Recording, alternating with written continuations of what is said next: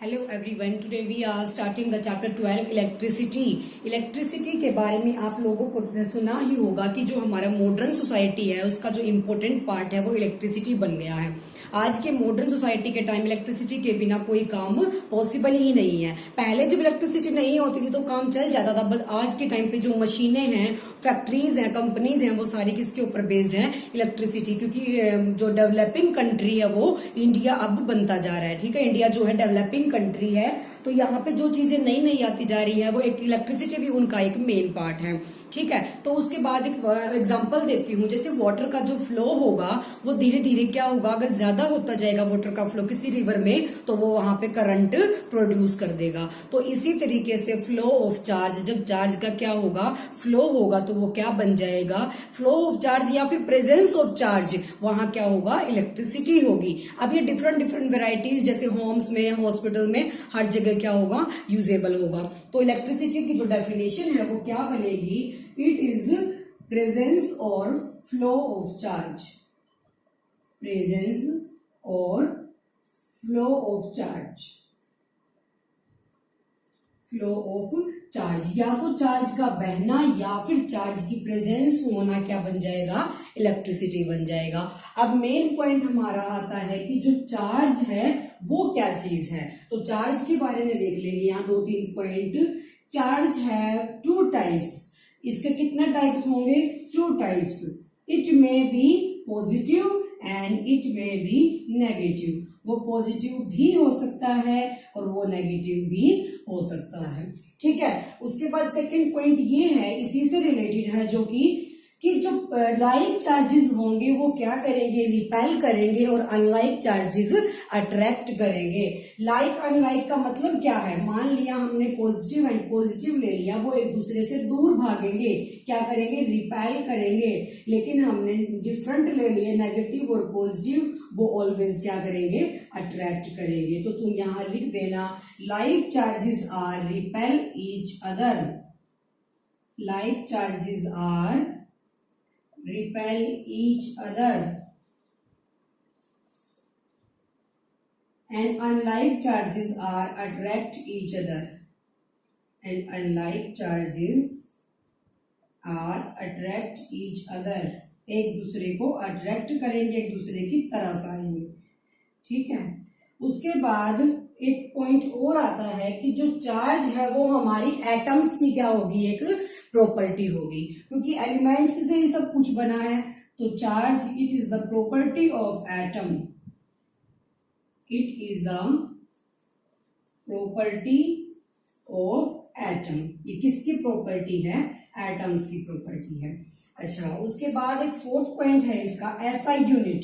जो चार्ज की SI unit है वो क्या है, कूलम है। SI unit of charge coulomb, COLOUMB, coulomb. Coulomb को जो तुम डिनोट करोगे कैपिटल C से, एंड चार्ज को तुम डिनोट करोगे कैपिटल Q से। तो जो चार्ज है वो हमारा क्या है, चार्ज की टू टाइप्स है, negative and positive. Like charges are repel each other and unlike charges are attract each other. Charge की जो एसआई यूनिट है वो कूलम है, इसको याद रखना है, आगे सारे एग्जांपल्स में भी यूज होगा। तो जो एक इंपॉर्टेंट बात और आती है कि जब चार्ज का फ्लो होगा किसी कंडक्टर में से, चार्ज का फ्लो किसी कंडक्टर में से अगर होता है तभी वहां पे क्या होगा, इलेक्ट्रिक करंट प्रोड्यूस होगा। क्योंकि जो कंडक्टर्स होते हैं वो ऐसी चीज होती है जहां से इलेक्ट्रिसिटी पास हो सकती है, इंसुलेटर में से इलेक्ट्रिसिटी पास नहीं होती है। तो जब हमारा बल्ब ग्लो करता है स्विच ऑन करने के बाद, तो इसका मतलब वहां फ्लो हुआ है किस चीज का, चार्ज का, तभी करंट प्रोड्यूस हुआ और बल्ब ने ग्लो करना शुरू किया। लेकिन जब एकदम से हम स्विच को ऑफ कर देते हैं तो इसका मतलब कनेक्शन कट हो गया, वहां फ्लो नहीं हो रहा किस चीज का, चार्ज का। तो वहां एक कंडक्टिविटी उनके बीच में बनी हुई है, कनेक्शन बना हुआ है, किसके बीच में, चार्ज जो फ्लो हो रहा है उससे लेके और स्विच तक के बीच में, यानी कि जो हमारा इंस्ट्रूमेंट है कोई भी उसका और स्विच का। तो इसी तरीके से जो भी इलेक्ट्रिसिटी होती है वो पास होती है कहां से, कंडक्टर्स में से। ठीक है, अब उसके बाद नेक्स्ट क्वेश्चन अराइज होता है चार्जेस का, कि एक इलेक्ट्रॉन में कितने चार्जेस होंगे, number of charges in one electron.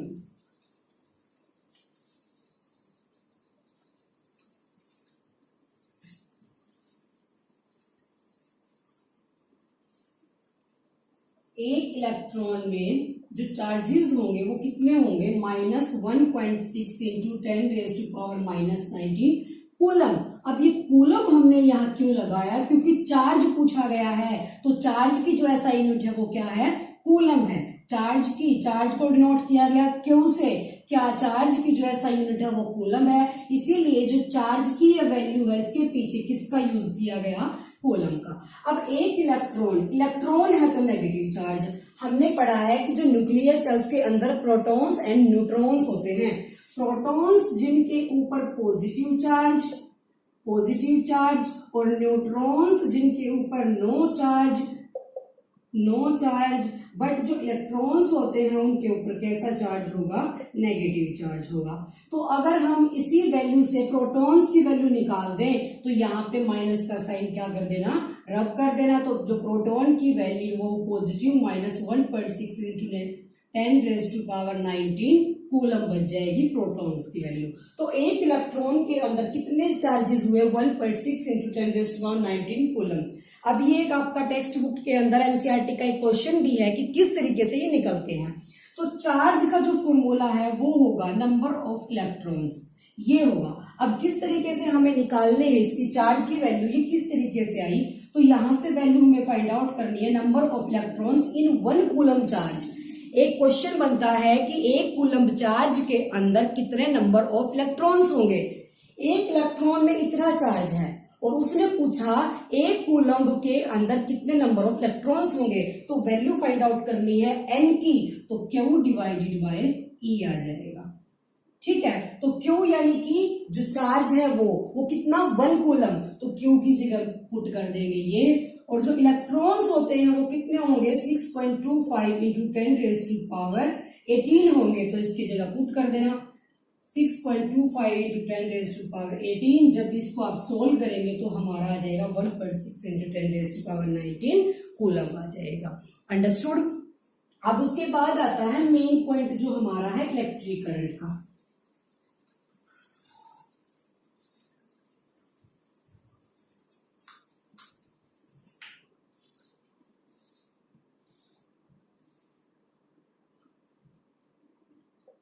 Electric current यानी कि जहां इलेक्ट्रिसिटी प्रोड्यूस हुई है, तो जो चार्ज होगा पर यूनिट टाइम में कितना फ्लो करेगा वो क्या बनेगा, इलेक्ट्रिक करंट बन जाएगा। चार्ज फ्लो इन पर यूनिट टाइम, एक यूनिट टाइम में जितना चार्ज हमारा फ्लो करता है, this is called electric current. तो डेफिनेशन लिख देना, चार्ज फ्लो इन पर यूनिट टाइम, पर unit time, this one is called electric current. वो क्या बन जाएगा, इलेक्ट्रिक करंट बन जाएगा। फॉर्मूला, इलेक्ट्रिक करंट को डिनोट करेंगे कैपिटल I से, charge per unit time, charge को डिनोट किया Q से, एंड टाइम को डिनोट किया T से। तो ये क्या बनेगा, हमारा इलेक्ट्रिक करंट का फॉर्मूला बन जाएगा, I is equal to charge per unit time. जितना चार्ज फ्लो किया है एक यूनिट टाइम के अंदर, this is called electric current. तो I is equal to Q upon T बन जाएगा। ठीक है, अब इनके ऐसा यूनिट भी लिख लेते हैं। जो करंट है उसको किस में मेजर किया जाएगा, एम्पियर में, करंट को एम्पियर में। चार्ज है, चार्ज को किसमें, कूलम में, और टाइम को किसमें, सेकंड में। तो ये हमारी इसकी क्या बन जाएगी, SI यूनिट बन जाएगी। ठीक है, चार्ज इलेक्ट्रिक करंट की SI यूनिट एम्पियर, Q की SI यूनिट कूलम और T की SI यूनिट सेकंड। अब बात आती है एम्पियर के अंदर भी दो वैरायटीज होंगी, मिली एम्पियर जिसकी वैल्यू होगी 10⁻³ एम्पियर, मिली यानी कि छोटा, माइक्रो एम्पियर जिसकी पावर होगी 10⁻⁻⁶। ये दो टाइप होंगे किसके, एम्पियर के। करंट की दो वैल्यूज होती हैं, एक मिनिमम एक मैक्सिमम। अंडरस्टूड। तो ये बात थी हमारी इलेक्ट्रिक करंट के बारे में। अब नेक्स्ट पॉइंट हमारा आता है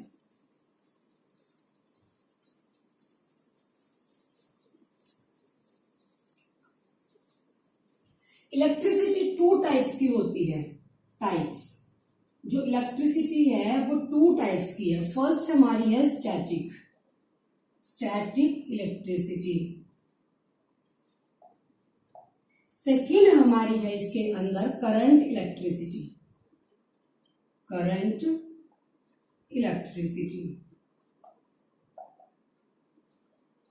स्टैटिक इलेक्ट्रिसिटी का मतलब है जब चार्ज हमारा मूव नहीं करता, स्टैटिक मतलब स्टेबल है सिर्फ एक प्लेस पे।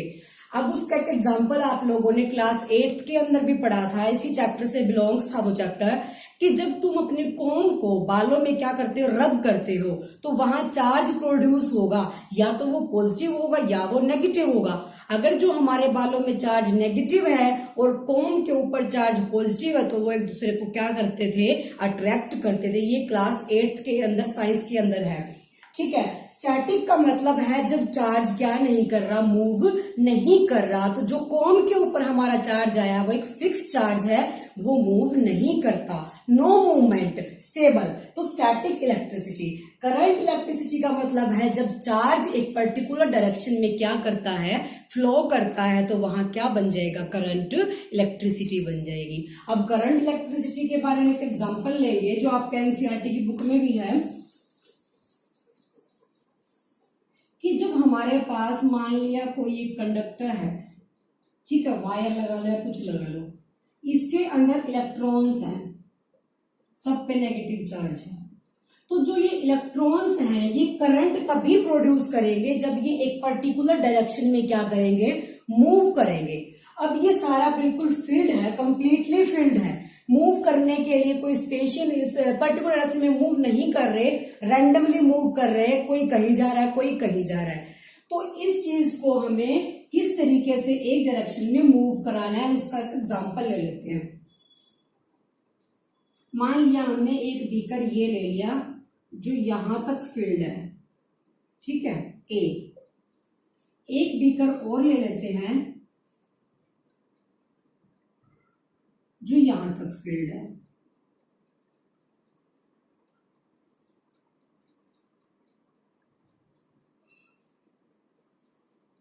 दोनों सेम, ठीक है। अब हमने दो बीकर्स ले लिए, दोनों कंप्लीटली फिल्ड है। इस बीकर से क्या वाटर इस बीकर में मूव कर सकता है?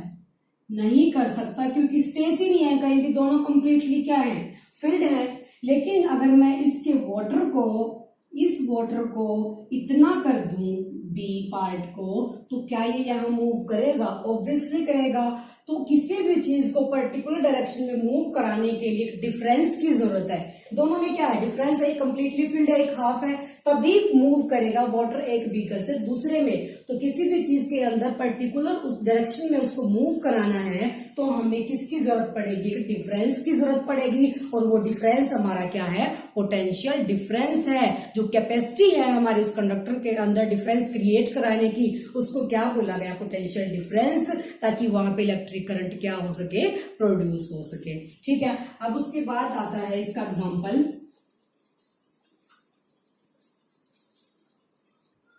जब हमने सेम क्या ले लिया, कंडक्टर,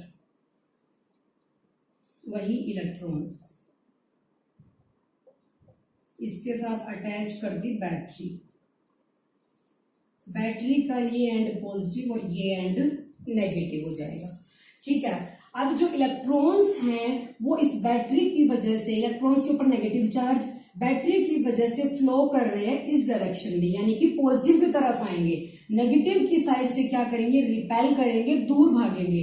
तो नेगेटिव से जब दूर भागेंगे तो जो डायरेक्शन है उनकी ये बन जाएगी, तो ऐसे एरो लगा देंगे। तो नेगेटिव जो है वो पॉजिटिव की तरफ आ रहा है और नेगेटिव से वो दूर भाग रहे हैं, रिपेल हो रहे हैं, क्योंकि like charges are repel each other and unlike charges are attract each other. तो पॉजिटिव की तरफ अट्रैक्ट होंगे तो जब इन इलेक्ट्रॉन्स सारे पॉजिटिव की तरफ आएंगे तो इनका फ्लो भी क्या हो जाएगा, एक पर्टिकुलर डायरेक्शन में हो जाएगा, जहां पे करंट क्या कर देगा, फ्लो करना शुरू कर देगा। तो जब हमारे इलेक्ट्रॉन्स एक पर्टिकुलर डायरेक्शन में फ्लो करेंगे तभी इलेक्ट्रिसिटी प्रोड्यूस होगी, तभी करंट प्रोड्यूस हो गया। और उसको प्रोड्यूस कराने के लिए हमें एक डिफरेंस क्रिएट करने की जरूरत पड़ेगी। उस डिफरेंस को क्या बोला गया है, पोटेंशियल डिफरेंस बोला गया है।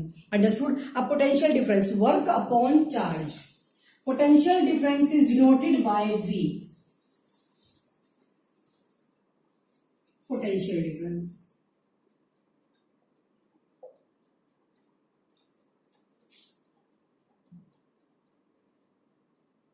पोटेंशियल डिफरेंस हमने क्या बोला कि डिफरेंस क्रिएट किया गया इलेक्ट्रिक करंट को प्रोड्यूस कराने के लिए, जब जो इलेक्ट्रॉन्स हैं वो एक पर्टिकुलर डायरेक्शन में क्या कर सके, मूव कर सके, तो जो वर्क है वो किया गया किसके ऊपर, चार्ज पर यूनिट चार्ज। तो इसकी क्या बन जाएगी, वोल्ट मीटर को कैपिटल V से, तो वो potential difference is equals to work per unit charge. एक यूनिट चार्ज में कितना वर्क किया गया। तो सिंपल डेफिनेशन अगर यहां लिखनी है तुम्हें इसकी, तो वर्क डन बाय पर unit charge, work done by पर यूनिट चार्ज, इसको बोला गया। ठीक है, उसके बाद पर यूनिट चार्ज, तो वो भी है पोटेंशियल डिफरेंस, और ये है हमारा वर्क डन। वर्क को किसमें, जूल में, और ऐसा यूनिट जूल है, और जो चार्ज है क्यू उसकी क्या है, जो हमने पढ़ी थी, कूलम है। वी यानी कि पोटेंशियल डिफरेंस, इसकी क्या बन जाएगी, वोल्ट मीटर जो होगी इसकी। ठीक है, पोटेंशियल डिफरेंस हमने पढ़ा वर्क डन पर यूनिट चार्ज, एक यूनिट चार्ज के अंदर कितना वर्क डन हुआ है। अब उसके बाद एक पॉइंट इसके अंदर आता है एमीटर। लो रेजिस्टेंस के लिए जब हम यूज करते हैं एमीटर,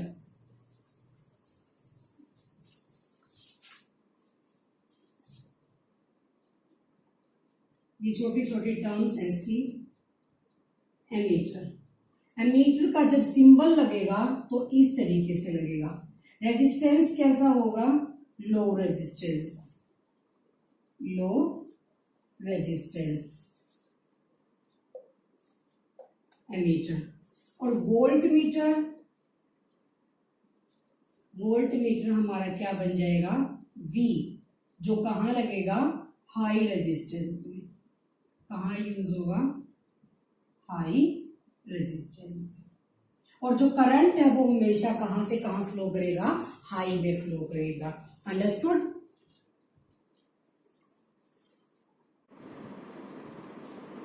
अब बात आती है एमीटर की और वोल्ट मीटर की कनेक्शन कैसे बनती है किसी भी सिस्टम के अंदर।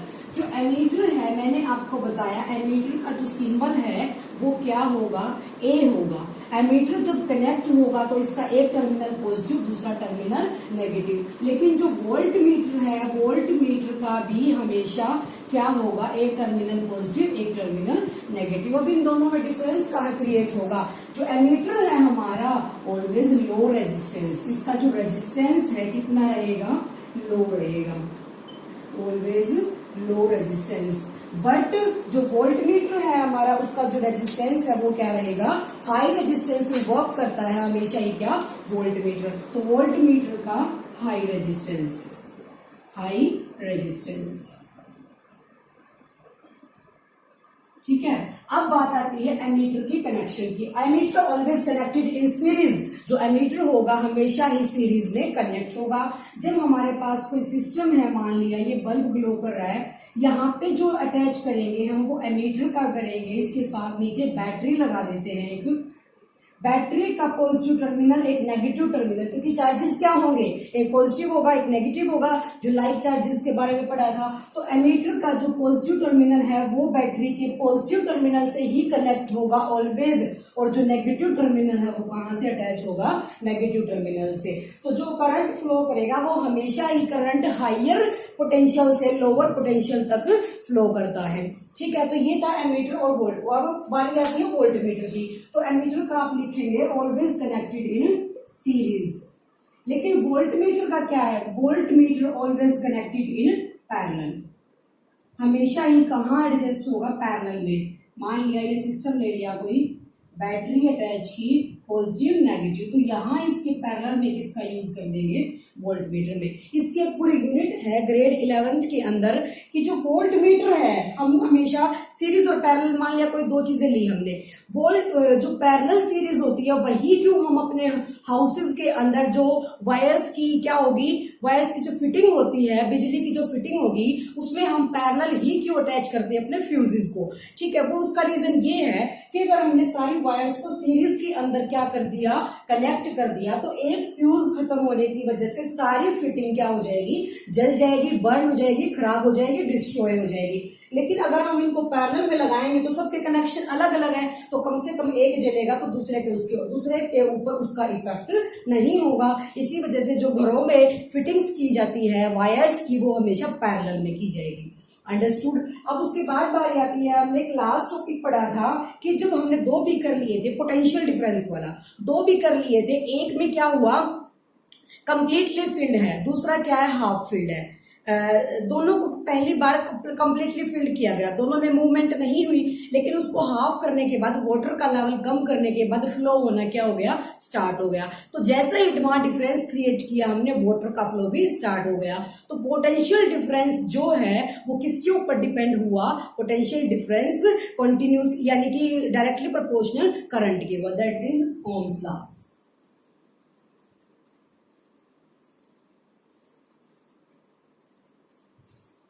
अब एक बार और देख लेते हैं उसी को। मान लिया हमने एक बीकर ये ले लिया, इसके साथ जो अटैच किया है वो ये है, ठीक है, ये सिस्टम ए मान लिया सारा दोनों का। अब एक बी,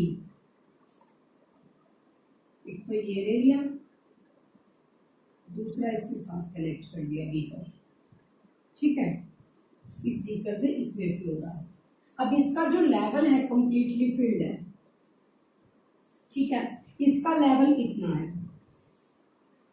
इसका लेवल कंप्लीटली फिल्ड, बट इसका लेवल इतना है। अब बात आती है कि इस वाले बीकर में जो वाटर का फ्लो है वो ज्यादा रहेगा या फिर इस वाले में रहेगा, बी वाले में। ऑब्वियसली जहां पे डिफरेंस ज्यादा क्रिएट हो रहा है वहां पे जो हमारा करंट है वो भी ज्यादा फ्लो करेगा, वाटर भी ज्यादा फ्लो करेगा। जब डिफरेंस कम क्रिएट है दोनों में तो वाटर का फ्लो भी कम रहेगा, लेकिन जब डिफरेंस ज्यादा है तो वाटर का फ्लो भी ज्यादा रहेगा। यही डिपेंड करता है कि जो डिफरेंस है उसी के ऊपर बेस्ड होता है करंट। जितना पोटेंशियल डिफरेंस आप क्रिएट करेंगे उतना ही इफेक्ट पड़ेगा करंट के ऊपर, करंट का फ्लो भी उतना ज्यादा होगा, ठीक है। अब बात आती है ओम्स लॉ की डेफिनेशन की। ओम्स लॉ की डेफिनेशन की, ओम्स लॉ क्या बोलता है कि potential difference of a metallic conductor, किसी भी मेटालिक कंडक्टर का जिसमें से करंट फ्लो हो सकता है, इसीलिए क्या लिया गया वहां पे कंडक्टर, क्योंकि कंडक्टर्स में से क्या होता है, कंडक्टर्स में से ऑब्वियसली इलेक्ट्रिसिटी पास होती है, तो हमने किसका यूज किया यहाँ पे, कंडक्टर का यूज किया। तो यहाँ क्या लिया, potential difference, potential difference of a metallic conductor, of a metallic conductor is directly proportional to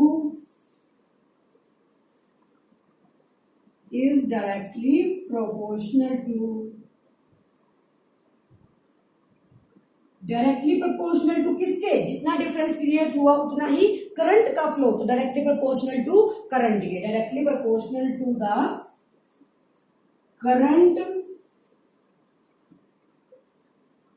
flow in circuit, जितना सर्किट में करंट क्या हो रहा है, फ्लो कर रहा है, ठीक है। तो ओम्स लॉ हमारा क्या बना, potential difference of a metallic conductor is directly proportional to, directly proportional का मतलब क्या है, कोई भी एक चीज अगर इंक्रीज होगी तो दूसरी भी क्या होगी, इंक्रीज, अगर एक चीज कम होगी डिक्रीज होगी तो दूसरी भी क्या हो जाएगी, डिक्रीज हो जाएगी। तो जो इसने बोला कि पोटेंशियल डिफरेंस को हमने किससे डिनोट किया, कैपिटल बी से। तो potential difference is directly proportional to किसके, करंट के। तो करंट को किससे किया, आई से किया। तो जो हमारा अगर ये जो वोल्ट मीटर यानी कि ओम्स लॉ है, जो पोटेंशियल डिफरेंस है, सॉरी, पोटेंशियल डिफरेंस अगर इंक्रीज होता है तो करंट भी हमारा क्या होगा, इंक्रीज होगा। पोटेंशियल डिफरेंस अगर डिक्रीज होता है तो करंट भी क्या होगा, डिक्रीज होगा। जो पोटेंशियल डिफरेंस है उसी के ऊपर टोटल बेस्ड है हमारा करंट। करंट का फ्लो उतना ही क्रिएट होगा जितना हमने डिफरेंस को क्रिएट किया है। ठीक है, अब इस प्रोपोर्शनलिटी के साइन को रिमूव करने के लिए हमें कांस्टेंट टर्म की जरूरत होती है। तो V is equals to R I. तो पोटेंशियल इसकी जगह डायरेक्टली प्रोपोर्शनल की जगह हमने किसका यूज किया, कांस्टेंट टर्म आर का। तो आर हमारा क्या होगा, रेजिस्टेंस होगा। आर हमारा क्या होगा, रेजिस्टेंस होगा। अब रेजिस्टेंस के बारे में देखते हैं कि आर क्या चीज है। ओम्स लॉ समझ आ गया। Potential difference of a metallic conductor, जो पोटेंशियल डिफरेंस होगा किसी भी कंडक्टर का डायरेक्टली प्रोपोर्शनल होगा करंट के। This is Ohm's law. तो V directly proportional to I। V का जो डायरेक्टली प्रोपोर्शनल है वो साइन रिमूव करने के लिए कांस्टेंट टर्म की नीड होगी, उसकी जगह रख दिया हमने R को। तो R इज द रेजिस्टेंस। तो V is equals to RI। अब बात आती है कि जो रेजिस्टेंस है उसका क्या काम है। रेजिस्टेंस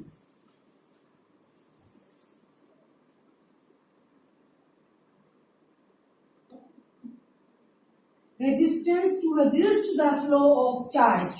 जितना चार्ज हमारा फ्लो कर रहा है उसको रेजिस्ट करने का, रोकने का काम कौन करता है, रेजिस्टेंस करता है। तो क्या आएगा यहाँ पे, to resist the flow of charge.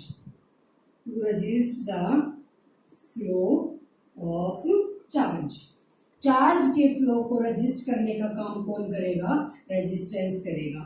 अब उसके बाद हमने पढ़ा ओम्स लॉ के अंदर V is equals to I are.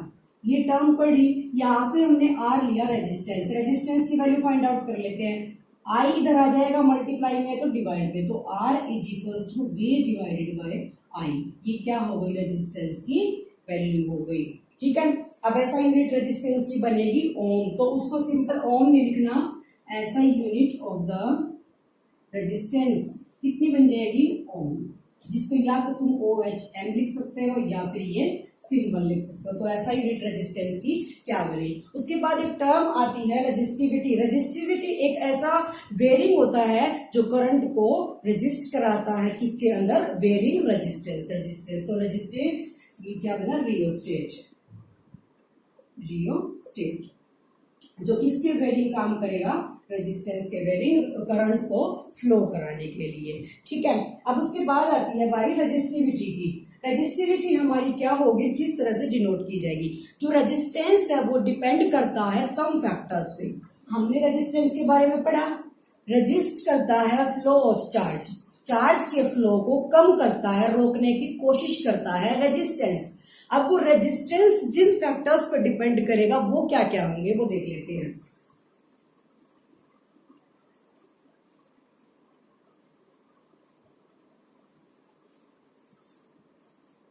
Resistance depend on some factors.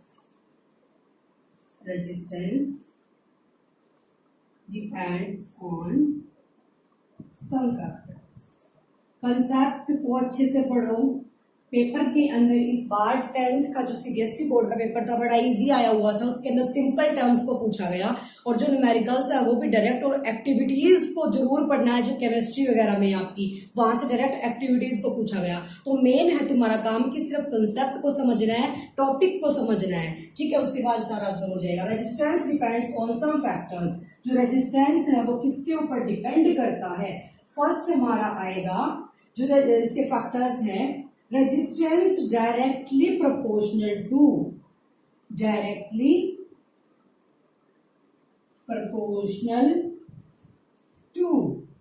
The length. अब वो लेंथ किस चीज की है, हमने हमेशा यूज किया है एक मेटालिक कंडक्टर को। तो मेटालिक कंडक्टर ले लेते हैं, यहां डायग्राम ड्रॉ कर लेंगे। ठीक है, तो इसकी जो लेंथ होगी उसके ऊपर क्या करेगा, वो डिपेंड करेगा। रेजिस्टेंस डिपेंड करता है कुछ फैक्टर्स के ऊपर। जब चार्ज को फ्लो होने से जब वो रोकता है तो उसके अंदर जो फैक्टर्स यूज होंगे उसका काम, एक फर्स्ट है directly proportional to the length, जो भी हमारी मेटेलिक वायर की लेंथ है उसके ऊपर डायरेक्टली प्रोपोर्शनल होगा। ठीक है, सेकंड हमारा, अब इसकी जो मैथमेटिकल टर्म वो कैसे लिखेंगे, resistance is denoted by R directly proportional to length यानी कि एल। अंडरस्टैंड, ये आ गया। अब उसके बाद नेक्स्ट आती है inversely proportional to,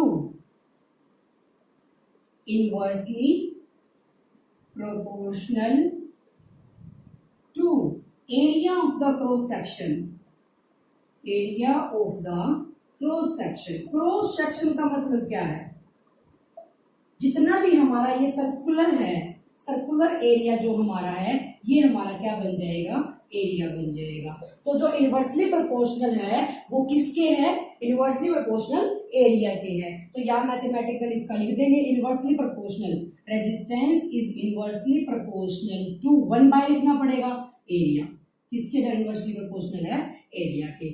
third factor जब हमारा आएगा उसमें क्या होगा, nature of the material, nature of the material. जो मटेरियल हमने यहाँ लिया है उसके नेचर पर डिपेंड करेगा कि उसकी जो रेजिस्टिविटी है वो कम है या फिर ज्यादा है। वो मैटर किस चीज का बना हुआ है, कॉपर का है, एल्यूमिनियम का है या आयरन का है। जैसे हमने इसको अगर सिल्वर का ले लिया तो रेजिस्टेंस है, जो इलेक्ट्रिसिटी है उसके अंदर से ज्यादा जल्दी फास्टली मूव करेगी, और जो आयरन ले लिया तो कम करेगी। ठीक है, अब देखो जिन चीजों पे बेस्ड है, directly proportional to the length, R directly proportional to the length यानी कि L, R is resistance. Inversely proportional to the area, inversely यानी कि डायरेक्टली का तो मतलब होता है जो इफेक्ट इस पे पड़ेगा सेम इस पे पड़ेगा, लेकिन इनवर्सली का मतलब क्या होगा, अगर ये चीज डिक्रीज होगी तो इनवर्स यानी कि उल्टा ये क्या होगी, डिक्रीज हो जाएगी। तो ये डिक्रीज ये इंक्रीज, तो अपोजिट। अगर रेजिस्टेंस इंक्रीज हो रहा है तो एरिया डिक्रीज करना पड़ेगा, लेकिन एरिया अगर इंक्रीज हो रहा है तो रेजिस्टेंस को डिक्रीज करना पड़ेगा। ठीक है, उसके बाद नेचर ऑफ द मटेरियल की, उस मटेरियल का जो तुमने लिया है उसका नेचर क्या है, वो किस से बना हुआ है, कॉपर से, सिल्वर से या फिर एल्यूमिनियम से। अब इसके बाद हम तीनों को इकट्ठा रख लेते हैं। देखो फर्स्ट हमने पढ़ा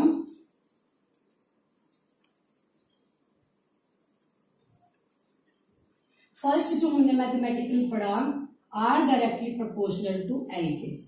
सेकंड पढ़ा resistance inversely proportional to area की। थर्ड हमने पढ़ा कि नेचर क्या है उसका। क्या हम इन तीनों चीजों को इकट्ठा ना लिख ले, R directly proportional to L by inversely proportional to क्या, एरिया। आर डायरेक्टली प्रोपोर्शनल है लेंथ के और इनवर्सली है एरिया के। ठीक है, दोनों चीजें लिख ली हमने। उसके बाद डायरेक्टली प्रोपोर्शनल का साइन, प्रोपोर्शनल के साइन को रिमूव करने के लिए हमें एक कांस्टेंट टर्म की नीड है। वो कांस्टेंट टर्म क्या है, रेजिस्टिविटी है। तो एल डिवाइडेड बाय ए, ये आ जाएगी रेजिस्टिविटी, जिसको बोला गया है rho. Rho is the resistivity, rho is the resistivity. अब रेजिस्टिविटी का क्या काम है, रेजिस्टिविटी जिस चीज की कम होगी वहां क्या होगा, करंट। रेजिस्टिविटी अगर कम है, क्योंकि रेजिस्टेंस क्या करता है, चार्ज को फ्लो करता है। सिल्वर की रेजिस्टिविटी क्या है, आयरन से कम है। तो रेजिस्टिविटी कम है तो चार्ज का फ्लो ज्यादा होगा, क्योंकि रेजिस्टेंस क्या करता है, चार्ज के फ्लो को रोकता है। तो इसका मतलब जिसकी रेजिस्टिविटी लो होगी उसके अंदर जो करंट है वो ज्यादा पास होगा।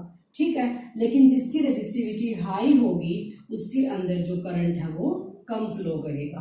तो जो रेजिस्टेंस है ये एक ऐसी टर्म है, रेजिस्टिविटी ऑलवेज क्या रहती है, कांस्टेंट रहती है, और जो करंट है वो हमेशा ही हाई पोटेंशियल से लो पोटेंशियल में मूव करता है। पॉजिटिव टर्मिनल को पॉजिटिव से कनेक्ट किया जाएगा, नेगेटिव को नेगेटिव से। जब आप एमीटर एंड वोल्ट मीटर का यूज कर रहे हैं, ammeter always connected in series and voltmeter is always connected in parallel. ठीक है, उसके बाद स्टडी करेंगे कि रजिस्टर क्या होगा, what is register. Registers series में कैसे कनेक्ट किए जाते हैं और पैरेलल में कैसे कनेक्ट किए जाते हैं। ये था रेजिस्टेंस जिन फैक्टर्स के ऊपर डिपेंड करता है वो क्या क्या होंगे, इस फैक्टर से निकल के आया रेजिस्टिविटी। ठीक है, उसके बाद नेक्स्ट पॉइंट हमारा आता है रजिस्टर। तो रजिस्टर्स क्या होंगे, व्हाट इज रजिस्टर?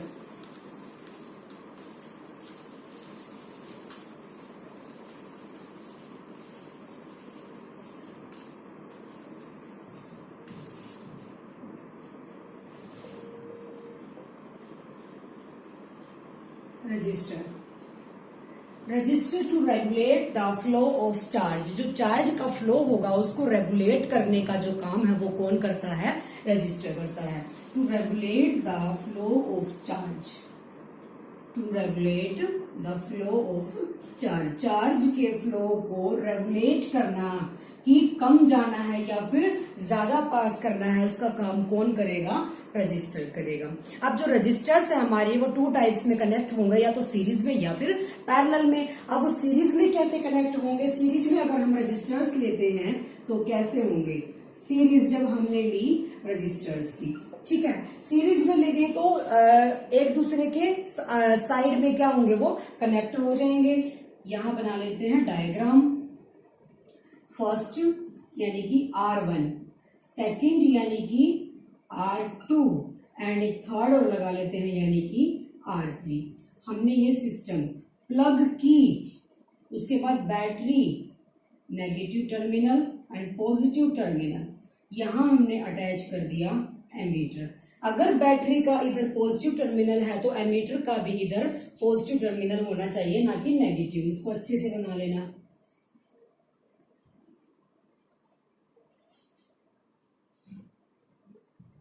इस तरीके से, ठीक है। तो जो एमीटर का अगर नीचे की तरफ पॉजिटिव टर्मिनल है तो इसका भी पॉजिटिव, तो बैटरी के पॉजिटिव टर्मिनल से एमीटर का भी पॉजिटिव टर्मिनल अटैच होगा। यहां हमने अटैच की एक प्लग की। अब जो करंट है वो इस डायरेक्शन में फ्लो कर रहा है तो उसी डायरेक्शन में क्या लगा देंगे, एरो लगा देंगे। देखो हमने रजिस्टर्स लिए जब उनको हम सीरीज में कनेक्ट कर रहे हैं, R1, R2 एंड R3। यहाँ पे जो करंट होगा वो क्या करेगा, सेम फ्लो करेगा, क्योंकि क्या है, सीरीज के अंदर है, लेकिन पैरेलल के अंदर जब अलग अलग हो जाएंगे तो करंट भी डिफरेंट हो जाएगा। लेकिन यहाँ जब करंट, ये रजिस्टर्स जो है वो सीरीज में कनेक्ट हैं तो करंट भी इनका क्या होगा, सेम होगा। ओम्स लॉ से हमने पढ़ा था कि V is equals to IR। ऊपर लिख लेते हैं इसको, रजिस्टर्स इन सीरीज। जब सीरीज में रजिस्टर्स को अटैच किया गया तो V is equals to IR हमने स्टडी किया था ओम्स लॉ के अंदर की जो पोटेंशियल डिफरेंस है वो डायरेक्टली प्रोपोर्शनल है किसके, करंट के। तो जितना पोटेंशियल डिफरेंस होगा उतना ही करंट होगा। तो यहां से हम जो करंट है वो हमारा क्या है, सेम है, लेकिन सबके साथ जो वोल्टेज है वो ऐसे कनेक्ट कर रखे। यहां से हम इनकी वोल्टेज यानी पोटेंशियल डिफरेंस निकाल सकते हैं। तो यहां से क्या होगा, जो V है वो इक्वल टू होगा किसके, V1, V2 एंड V3 के पोटेंशियल डिफरेंस। ठीक है, क्योंकि तीनों का पोटेंशियल डिफरेंस क्या रहेगा, डिफरेंट रहेगा, सीरीज के अंदर कनेक्ट करेंगे। और करंट क्या रहेगा, सेम रहेगा। जब करंट सेम है तो V1 की वैल्यू क्या आ जाएगी हमारी, I। Current same for register R1 तो R1, ठीक है। V2 सेकंड के लिए करंट सेम R2, V3 के लिए IR3। ये हमारे तीनों हो गए क्या, potential difference. Current into register, first resistor, current तीनों में सेम है, रजिस्टर तीनों R1, R2, R3 है। वोल्टेज क्या, सॉरी पोटेंशियल डिफरेंस है V1, V2 एंड V3 हमारा। अब तीनों को इसमें वैल्यू पुट कर दो। जो ये V है ये किसके इक्वल है, IR के इक्वल है। तो इसके बाद जो हमारा आएगा इस फॉर्म में इक्वेशन नंबर फर्स्ट में पुट कर दीजिए। V की जो वैल्यू है IR, V की वैल्यू क्या है IR, और V1 की वैल्यू क्या है IR1, V2 की IR2, V3 की IR3। इसके अंदर क्या कर देंगे, पुट कर देंगे। तो IR1 plus IR2 plus IR3 3। इस तरीके से इनको सीरीज में कनेक्ट कर दिया। ठीक है, अब करंट क्या है, सब में सेम है, करंट सेम है तो करंट क्या कर लेंगे, कॉमन निकाल लेंगे। I R1 R2 plus R3, तीनों को क्या कर दिया, फिर से टोटल कर दिया, कनेक्ट कर दिया, तो I से I कैंसल, तो R किसके इक्वल आ जाएगा हमारा, R is equals to R1 R2 and R3। ये वैल्यू आ जाएगी टोटल रेजिस्टेंस की। जब रेजिस्टेंस की 3 वैल्यूज तुम्हें गिवन है और वो सीरीज के अंदर कनेक्ट है, तो तुम डायरेक्ट इस फॉर्मूले के अंदर पुट करके R is equal to R1 plus R2 plus R3 connect करके टोटल रेजिस्टेंस निकाल सकते हो किसी भी सर्किट का। दोबारा से देख लीजिए, जो रेजिस्टर्स तुमने सीरीज के अंदर कनेक्ट किए हैं R1 R2 एंड R3, उनको सीरीज के अंदर जब कनेक्ट करेंगे तो जो वोल्टेज है वो तीनों की डिफरेंट है, बट जो करंट है वो सेम है। तो V की वैल्यू V1 V2 V3 ये टोटल पोटेंशियल डिफरेंस हो गया। V1 की वैल्यू कितनी बनेगी, I R1, V2 की I R2 because current is same in series, and V3 की I R3। तीनों की जो वैल्यू है इक्वेशन नंबर फर्स्ट में पुट कर दीजिए। V1 की जगह पुट किया I R1, V2 की जगह I R2, V3 की जगह I R3। करंट तीनों में कॉमन है तो करंट कैंसिल, R की वैल्यू R1 R2 R3। तो इसके ऊपर न्यूमेरिकल्स भी आते हैं। मान लिया इसकी तुम्हें 3 दे दी, 4 दे दी और 5 दे दी, तीनों का रेजिस्टेंस निकालना है तो तीनों का क्या कर देंगे, टोटल कर देंगे। इस तरीके से टोटल रेजिस्टेंस निकल जाएगा जब वो सीरीज के अंदर कनेक्ट है। तो न्यूमेरिकल ऐसे बन सकता है कि 4 register 3 registers are connected in series, उनकी वैल्यूज तुम्हें गिवन होगी, फाइंड आउट टोटल रेजिस्टेंस पूछ लेगा वो। ठीक है, तो इस तरीके से उनको, लेकिन जब सीरीज के अंदर होंगे या फिर डायग्राम ड्रॉ करना आ सकता है कि 3 रजिस्टर्स को एक सीरीज में कनेक्ट करके शो कीजिए या पैरेलल में शो कीजिए। ठीक है, ये था सीरीज के अंदर। अब बात आती है पैरेलल की।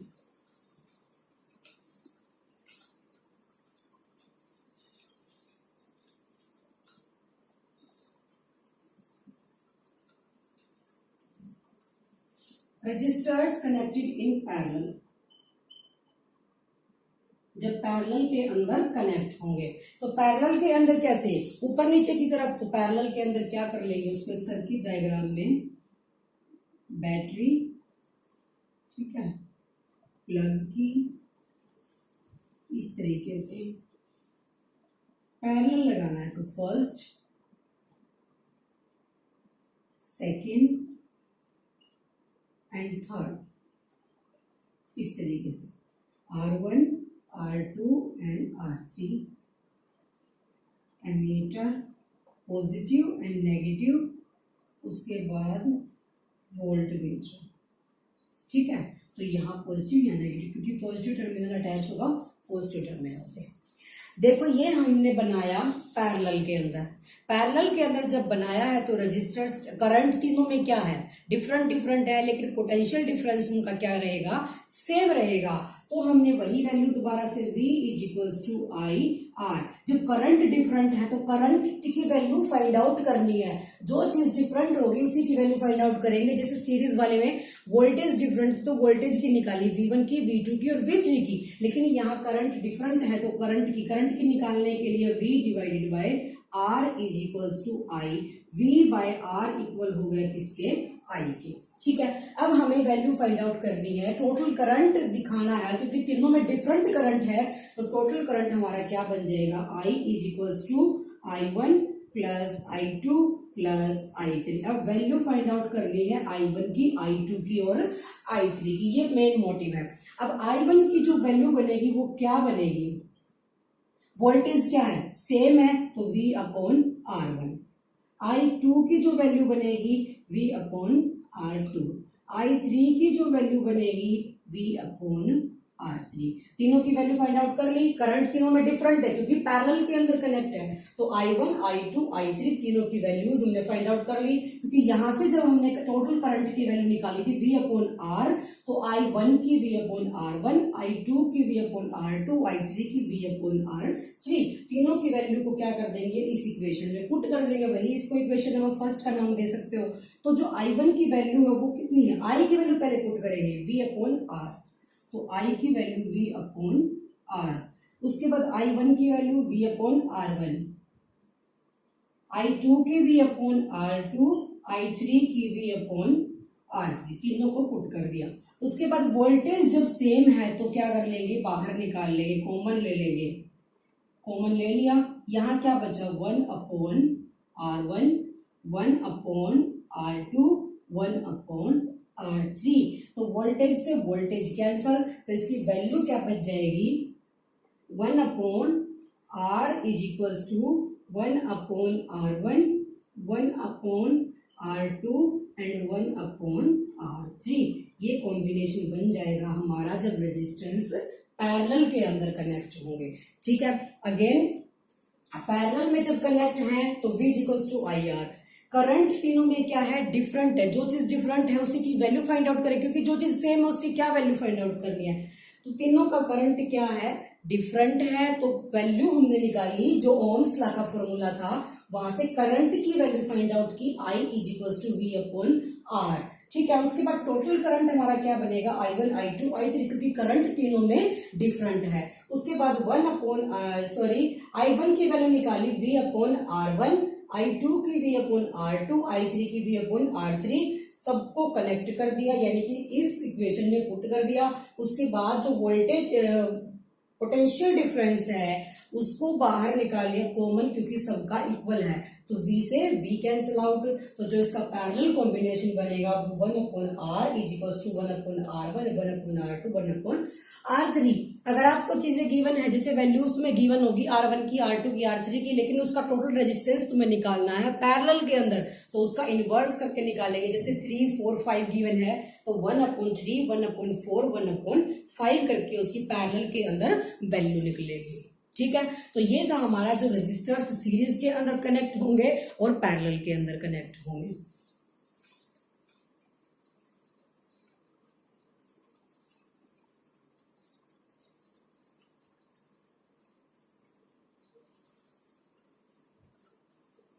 अब उसके बाद बारी आती है कि जितने भी तुम रजिस्टर्स अगर सीरीज में कनेक्ट करते हो 1, 2, 3 एंड 4, सबकी वैल्यू तुम कैसे निकाल सकते हो, R1, R2 एंड R3 करके। लेकिन वही चीज जब पैरेलल में कनेक्ट होगी तो क्वेश्चन अराइज होता है कि उसका इनवर्स कर देंगे, 1 upon R1, 1 upon R2 and 1 upon R3। ठीक है, अब इसके जो एडवांटेजेस हैं वो क्या है पैरेलल के, और डिसएडवांटेज क्या है सीरीज के। जितने भी अप्लायंसेस जो फैन है, बल्ब है, वो हम घरों में यूज करते हैं, उनको हम सीरीज में कनेक्ट करते हैं या पैरेलल में। ये पॉइंट मैंने पहले बताया, उन चीजों को पैरेलल में कनेक्ट किया जाएगा ऑब्वियसली इस तरीके से, क्योंकि जब हम इनको पैरेलल में कनेक्ट करेंगे, एक चीज के डिफ्यूज हो जाने से बाकी चीजें हमारी एज इट इज चलती रहेंगी।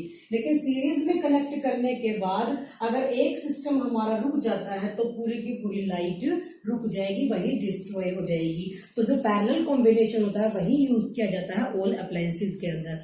सीरीज की एक फॉर्म है, जैसे लाइट्स हम दिवाली के टाइम पे लगाते हैं, वो ऑल कनेक्टेड होती है। कैसे, सीरीज के अंदर बीच में से अगर एक वायर का भी कट हो गया तो सारी की सारी लाइन खराब हो जाएगी। तो जो अप्लायंसेस है वो कहाँ कैसे यूज किए जाएंगे, पैरेलल कॉम्बिनेशन में। अच्छा, जो रेजिस्टिविटी है वो किसके अंदर लेस होगी, किसकी, पैरेलल की, किससे, सीरीज वाले से। Always understood. उसके बाद नेक्स्ट कंसेप्ट हमारा आता है heating effect of electric current की। जब इलेक्ट्रिक करंट फ्लो करता है किसी सर्किट से अंदर से, तो उसका जो हीटिंग का जो इफेक्ट है वो कैसे प्रोड्यूस हुआ। ये हमने पढ़ा कि जब रजिस्टर्स हमारे कनेक्टेड होते हैं सीरीज में या फिर पैरेलल में। तो उसके बाद नेक्स्ट आता है heating effect of electric current. Heating effect of electric current, electric current. Heating effect का मतलब क्या है, जहां पे हीट क्या हो रही है, प्रोड्यूस हो रही है, हीट प्रोड्यूस्ड। जब हमने कोई भी एक सिस्टम अरेंज किया है, उसके अंदर जब इलेक्ट्रॉन्स मूव कर रहे हैं, वो किसके साथ, बैटरी के साथ अटैच होने की वजह से। क्योंकि जब बैटरी अटैच होगी तभी वो एक पर्टिकुलर डायरेक्शन में क्या करेंगे, मूव करेंगे। तो हीट प्रोड्यूस कब हुई है, जब एक कोई भी सिस्टम है वो प्योर रेजिस्टिव है, कोई भी सिस्टम प्योर रेजिस्टिव है। रेजिस्टिव का मतलब क्या, फ्लो ऑफ चार्ज को रोकने का, रेजिस्ट का। प्योरली रेजिस्टिव वहां पे पूरा करंट क्या हो रहा है, रुक रहा है, फ्लो उसका स्टॉप हो रहा है। तो प्योरली रेजिस्टिव है तो जब करंट फ्लो हो रहा है उसमें से, तो वो किसी न किसी फॉर्म में बाहर निकलना शुरू कर देगा, तो वो हीट की फॉर्म में क्या होगा, प्रोड्यूस होगा। तो जो सर्किट है उसके अंदर जब करंट, प्योरली रेजिस्टिव जब कोई चीज है, प्योरली रेजिस्टिव होने की वजह से हीट प्रोड्यूस होगी। हीट जब प्रोड्यूस हुई है तो उसको बोला गया heating effect of electric current. Current की वजह से जब क्या हुआ है, हीट का प्रोडक्शन हुआ। जब फ्लो को क्या कर दिया जाएगा, रेजिस्ट यानी कि रोक दिया जाएगा, तो वहां पे हीट प्रोड्यूस होनी स्टार्ट हो जाएगी। ठीक है, अब उसके बाद जो हीट होती है वो अप्रोक्सीमेट क्या होती है, एनर्जी के। एनर्जी यानी कि जितना वर्क हुआ है। तो हमारा पोटेंशियल डिफरेंस का फॉर्मूला क्या था, वर्क डन पर यूनिट चार्ज था। तो W की जगह क्या लिख सकती हूँ, एनर्जी लिख देंगे। तो यहां से जो वैल्यू निकलेगी किसकी, एनर्जी की, E इज इक्वल्स टू क्या निकल जाएगी, सॉरी हीट लिख देंगे, हीट। तो H की वैल्यू यहां से क्या निकल जाएगी, H is equals to V Q आ जाएगी। अब इस तरीके से हीटिंग इफेक्ट की और भी बहुत सारी वैल्यूज हो सकती हैं, जिससे V इज इक्वल्स टू हमारा क्या है, करंट की वैल्यू जब हमने ली थी, करंट क्या था, चार्ज पर यूनिट टाइम था। तो यहां से हम चार्ज की वैल्यू निकाल लेंगे क्यू की, cross multiply I T is equals to Q, Q की वैल्यू पुट कर देंगे। तो H is equals to V into Q की वैल्यू क्या, आई टी। तो H की वैल्यू हमारी निकल जाएगी VIT, ये वाली। ठीक है, उसके बाद एक वैल्यू और निकाल सकते हैं, ओम्स लॉ से हमने पढ़ा था V is equals to IR। अब यहां से जो V की वैल्यू है वो इसमें पुट कर देंगे। क्या है हमारे पास, H is equals to VIT। V की वैल्यू क्या निकाली, IR। तो H is equals to V की जगह IR इंटू IT। तो यहां से I 2 है, तो H is equals to I square RT, ये बन जाएगी हीट की। ठीक है, अब दोबारा देख लेते हैं, heating effect of electric current क्या चीज है, जब करंट का फ्लो हो रहा है किसी डायरेक्शन के अंदर और वहां उस फ्लो को रजिस्ट किया गया है, तो वहां हीट प्रोड्यूस होगी। वो हीट क्या होगी हमारी, हीट इक्वल टू एनर्जी। और एनर्जी जब होती है, जब कोई वर्क डन वहां प्रोड्यूस होता है। तो वर्क डन का हमारा फॉर्मूला पोटेंशियल डिफरेंस का था, work done divided by charge था। तो वर्क डन की जगह हीट रख दिया गया। हीट जब रखा गया तो यहां से हीट की वैल्यू फाइंड आउट कर ली, V Q cross multiply V Q आ जाएगी। अब दूसरी, अब ये तो थी फर्स्ट वैल्यू। अब second value, current equal to होता है चार्ज पर यूनिट टाइम। यहां से निकाली हमने चार्ज की वैल्यू, चार्ज की I कितनी, IT को हमने पुट कर दिया चार्ज की जगह, तो H की वैल्यू कितनी बन गई, VIT। सेकेंड वैल्यू ये बन गई। अब हमारे पास ओम्स लॉ था, V इक्वल्स टू IR। तो इस वैल्यू के अंदर V की जगह क्या पुट कर देंगे, IR पुट कर देंगे। तो H is equals to VI था, उसके बाद H is equals to V की जगह IR पुट कर दिया, तो H is equals to I square RT बन गया। ठीक है, अब ये था heating effect of electric current. उसके बाद एक इंपॉर्टेंट कंसेप्ट और आता है, Joule's law of heating. Joule's law of heating belongs to heating effect of electric current.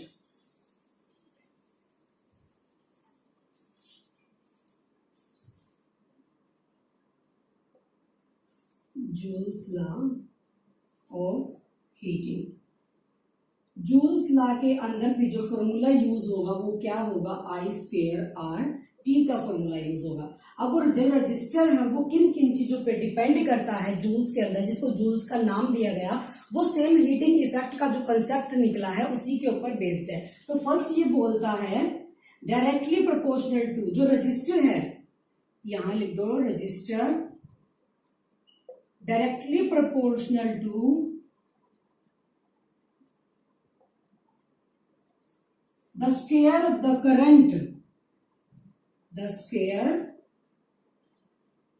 of the current, current के स्क्वायर के डायरेक्टली प्रोपोर्शनल। तो इसका मैथमेटिकल क्या बनेगा, R directly proportional to I square. ठीक है, सेकंड हमारा पॉइंट इसके अंदर बनेगा, जो रजिस्टर है वो डायरेक्टली प्रोपोर्शनल है टाइम के, directly proportional to resistance, directly किसके, रेजिस्टेंस के, और डायरेक्टली ही किसके, टाइम के। तो इन चीजों को जब इकट्ठा कर देंगे तो वहां क्या आ जाएगा, यानी कि पोटेंशियल डिफरेंस। तो आई स्क्वायर आर टी आ जाएगी इसकी टोटल वैल्यू। तो इसको क्या बोला गया है, जूल्स लॉ ऑफ हीटिंग। जो वर्क है उसकी एसआई यूनिट क्या होगी, जूल। ठीक है, तो उसके बाद क्या होगा, जूल्स लॉ ऑफ हीटिंग जो डिपेंड करता है वो किस पे, heating effect of electric current, यानी कि directly proportional to the square of the current and directly proportional to the resistance and directly proportional to the time के। तो ये जूल्स लॉ ऑफ हीटिंग की आती है। अब उसके बाद जो एप्लीकेशंस बचती है इनकी वो क्या होंगी,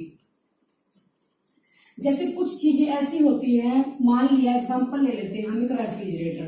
रेफ्रिजरेटर के अंदर हीट प्रोड्यूस होती है जबकि वहां पे नीड नहीं होती। ज्यादा यूज करने के बाद जो मोबाइल फोन होते हैं वो भी हीट प्रोड्यूस करना शुरू कर देते हैं, लेकिन हमें वहां नीड नहीं होती। लेकिन जहां डिजायरेबल यानी कि जहां जरूरत पड़ती है हीट की, वहां से जब हीट निकलती है, लाइक दैट हीटर या फिर आयरन, जो हम कपड़े प्रेस करने वाली जो आयरन होती है वहां पे, तो जो डिजायरेबल होंगे वो आयरन होगी या फिर वो क्या होंगे, हीटर वगैरह होंगे, जहां हीट प्रोड्यूस होती है लेकिन यूजेबल है।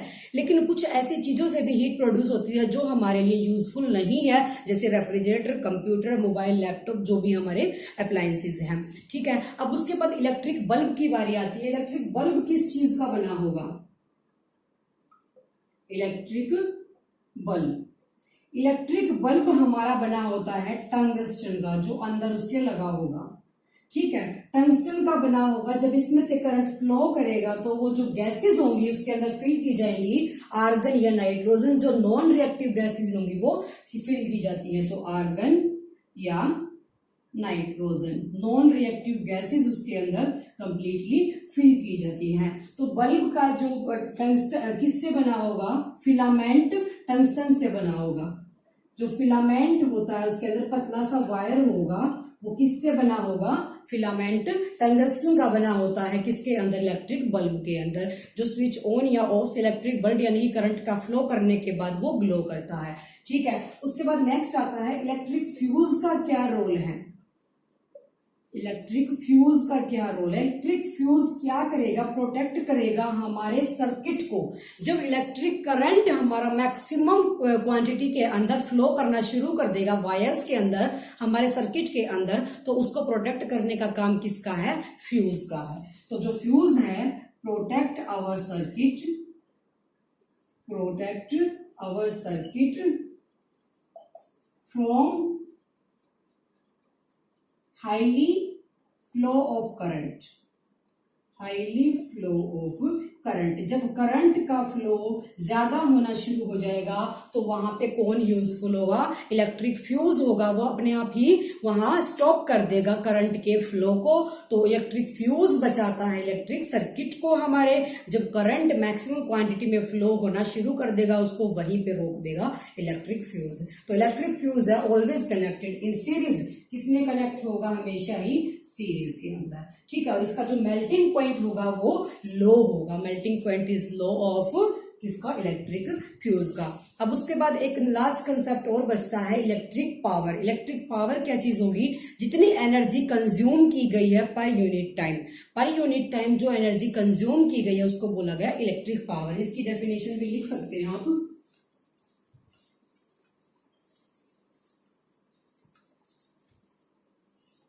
Electric power